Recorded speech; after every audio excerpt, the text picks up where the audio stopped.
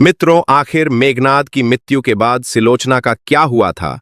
जानिए रामायण का छिपा हुआ रहस्य। तो दोस्तों, लंका की धरती पर युद्ध की आग जल रही थी।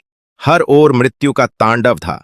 रावण की सेना एक एक कर गिर रही थी और उसी युद्ध भूमि में रावण का वीर पुत्र मेघनाद, जो इंद्र को भी पराजित कर चुका था, वह श्रीराम के भाई लक्ष्मण के हाथों वीरगति को प्राप्त हो गया। रावण के इस पराक्रमी पुत्र की मृत्यु जैसे लंका की आत्मा को झकझोर गई हो। लेकिन इस युद्ध से कहीं दूर राजमहल के एक कक्ष में एक स्त्री, सुलोचना, अपने पति की प्रतीक्षा कर रही थी। सुलोचना नागराज शेषनाग की पुत्री थीं। उनका विवाह रावण के पुत्र मेघनाद से हुआ था। सुलोचना अत्यंत धर्मनिष्ठ, पतिव्रता और तेजस्विनी स्त्री थीं। वह अपने पति मेघनाद से अत्यधिक प्रेम करती थीं। उनके लिए उनका जीवन बस अपने पति की सेवा, आराधना और साथ में बिताया हर क्षण था। जब मेघनाद की मृत्यु हुई तो युद्ध भूमि से एक रथ संदेश लेकर राजमहल पहुंचा। रथ पर मेघनाद का निर्जीव शरीर था। सुलोचना जब महल से बाहर आईं और उस रथ पर अपने पति का शव देखा तो उनके प्राण जैसे क्षण भर को रुक गए।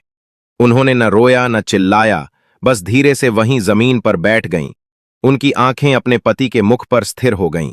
सुलोचना ने अपने सास ससुर को प्रणाम किया और कहा, मेरे स्वामी ने धर्म के मार्ग में वीर गति पाई है। वह विजयी हुए हैं क्योंकि उन्होंने धर्म और राक्षस कुल के गौरव की रक्षा की। अब मेरा इस पृथ्वी पर कोई कार्य शेष नहीं है। मैं अपने स्वामी के चरणों की सेवा करने पुनः उनके पास जाऊंगी।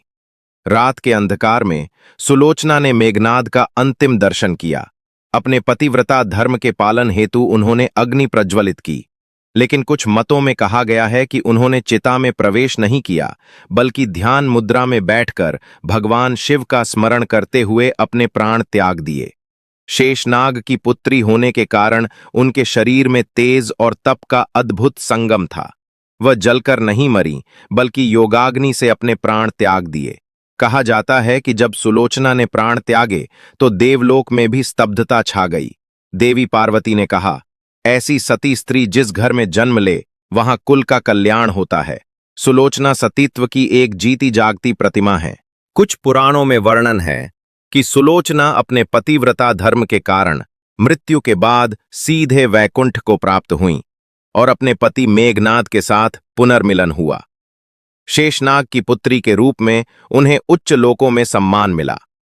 सुलोचना की यह कथा हमें यह सिखाती है कि युद्ध की भूमि पर केवल तलवारें ही नहीं लड़तीं, बल्कि उनके पीछे खड़े रिश्ते, प्रेम और धर्म भी जलते हैं। सुलोचना ने अपने प्रेम, धर्म और त्याग से यह सिद्ध किया कि एक स्त्री यदि चाहे तो वह मृत्यु के पार भी अपने प्रेम की अमरता को सिद्ध कर सकती है।